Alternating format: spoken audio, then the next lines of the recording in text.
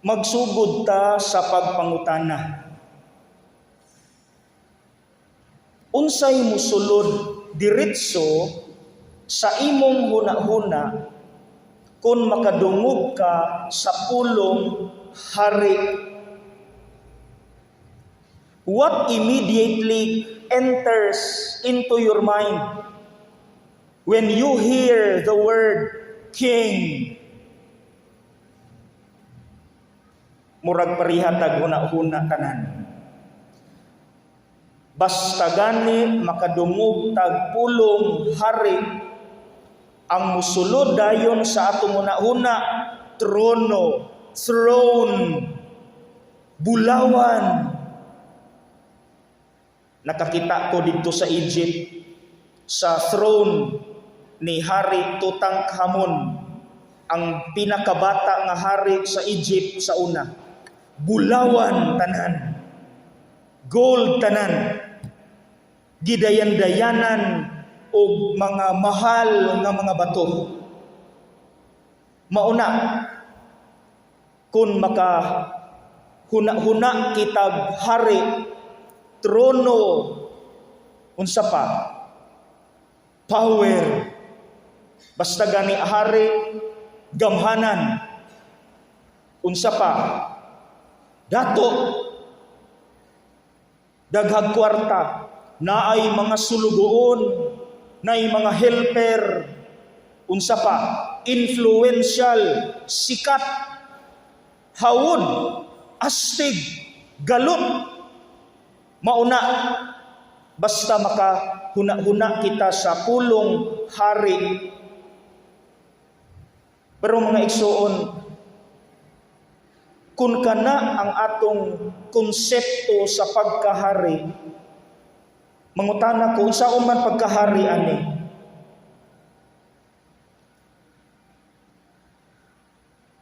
Tabangi daw kog kunik. Trono. Wa man sa trono. Bulawan, dato. Di man siya dato. Hawod, astig. Mao may gikulata. Mao may gibunog, mao may gisamaran, mao may gibugal-bugalan. Sige daw, usaon nato pag-connect aniyat. I'm sorry, mangayo kong suridaan. Basi na ay nakasimba dinhi nga hawod murag si kinsang hari-hari. I'm sorry, but whether you like it or not, this is the real kingship. Mauni ang pagkahari. Kini, si Kristo nga naa sa krus. Well, dili na ikatingala mga igsoon ang hawod nga konsepto nato sa pagkahari. Kaysa wala pa minaog si Kristo diri sa kalibutan, ang mga Hudiyo, mabasa nato na sa Old Testament, naa na sila'y idol, naa na sila'y modelo kung kinsa dapat ug unsa dapat ang hari. Kinsa ilang idol? Katong nipildig higante, Hari David, King David. Nakaroon kay ang King David nila, hawod man, warrior, fighter, hawod, dato, sikat, influential, powerful. Ang mga Hudiyo hangtod karon nagpaabot paghihapon sila sa Mesiyas. Kay para nila, dili sila kadawat nga kini ang Mesiyas, because they are expecting ang Mesiyas nga muluwas nila pareha ni King David, powerful, armado, mupatay, isog, di magpadaog-daog.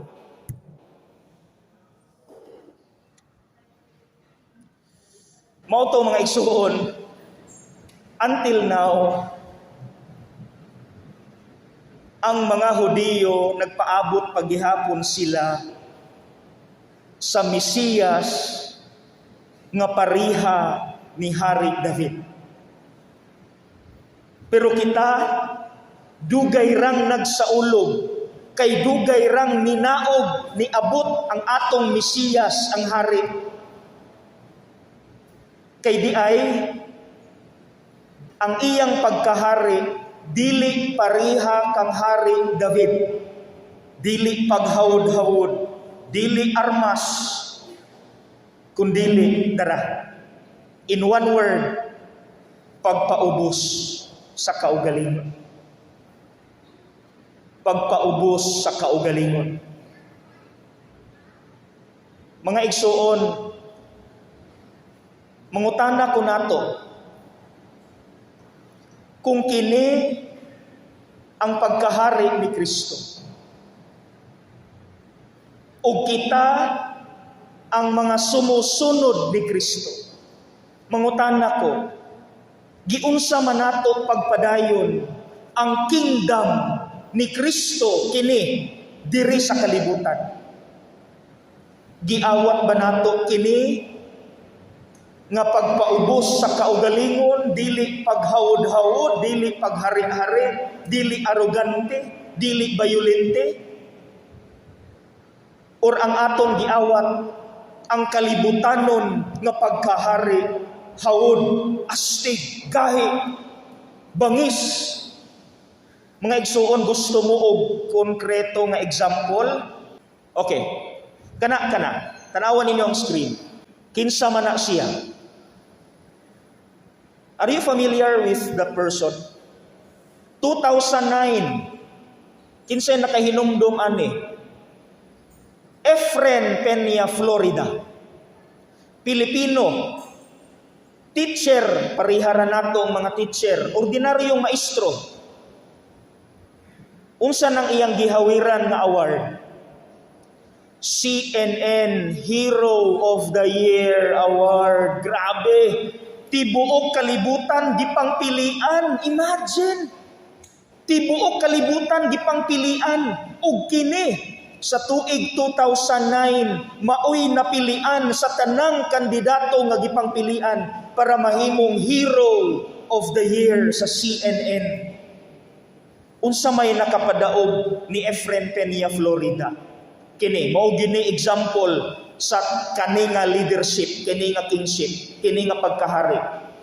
Unsa iyang programa? Tara, Kariton Classroom. Tinumdum mo ana, Kariton Classroom. Tanan nga naas classroom, blackboard, chalk, lapis, ballpen, papel, eraser, tahal, crayons, tanan naa sa kariton. Unsa man nga programa? Imbis ang mga bata nga taga-squatter sa Manila maoy muduol muadto sa eskwelahan, pero subok o malandungon tungod sa kapobrehon dili makaadto sa eskwelahan. Kini silang Efren and a group of teachers, ordinary teachers like you and me, maoy niadto sa mga squatter sa Metro Manila. Og sila maoy niadto aron maoy muhungit sa edukasyon, kay ilang gusto tagaan og dignidad ang mga bata. Imbis sila ang licensed professionals, sila dapat hawod, astig. Dili, nagpaubos sila sa ilang kaugalingon ug ang mga pobre nga mga bata sa Metro Manila, sa Tondo and Quiapo, maoy ilang giisa aron mahimong mga hari ug reyna. Ilang gitagaan og dignidad ang mga gipakaubos, gitabangan ang mga kabos. Tanawa, asa sila nagklase? Sa sidewalk. Sidewalk, diha sila magklase. Itipon nila ang mga bata nga taga-squatter, street children, ug ilang tudluan. Di apa, last picture. Asa man nadapit, tanawa ng background sa maestra. Minteryo, kay mingaw, way samok, way saba. Kariton Classroom, ug mauna ang nakapahero of the year ni Efren Peña, Florida. Mga igsuon, that is the kingship of our Lord Jesus. Imbis sila ang maghawod-hawod, ang mga kabus nga gipakaubos maoy giisa ug sila ang nagpaubos. Muna mangutana ko balik, kung kita sumusunod ani nga gingharian, giunsa nato ni pagtukod ug pagpadayon diri sa kalibutan? Pagpaubos, naabatay gitabangan nga mga kabus, mga nanginahanglan sa atong presensya, atensyon, tabang, whatsoever? Or basin, unfortunately, kita ang astig, kita ang bangis, kita ang hawod, naghari-hari sa mga ubos. Mga igsuon, niingon biagyud si Kristo, I shall return. Kanang second coming of Christ, naagyud na. Wala lang ta kabalo kanusa, but it will come.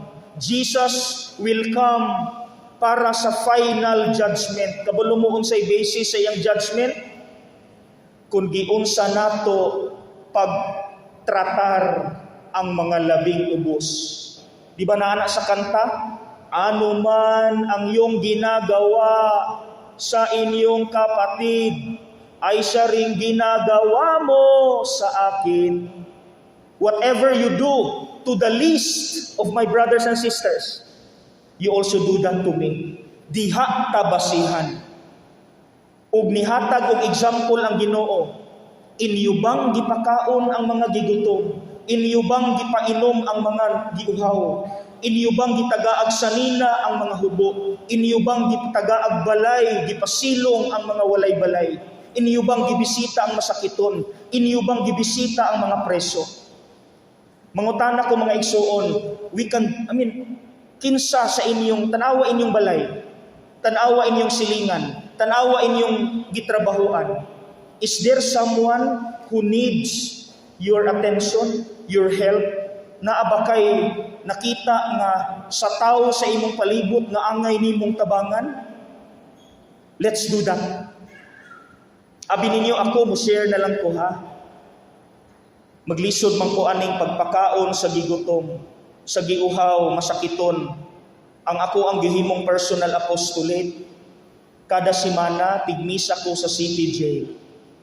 Naama na sa giingon ni Kristo, inyo bang gibisita ang mga piniriso? Gihimo na akong apostolate. Munang giingnan ako sa Father Patrick Dalangin, ang prison ministry in charge sa Diocese of Dipolog, PADS. Kung walay mumisa sa jail, anytime mumisa ko. Gihimo ko ng apostolate. Nga naman, kay ako pare, sultian ta mo honestly, daghang mga pare, feeling hari, ug di ko gusto mahimong hari-hari. Gusto ko ipadayon ang pagkahari ni Kristo nga pagpaubos sa kaugalingon. Abi ninyo tinuod biya gyud.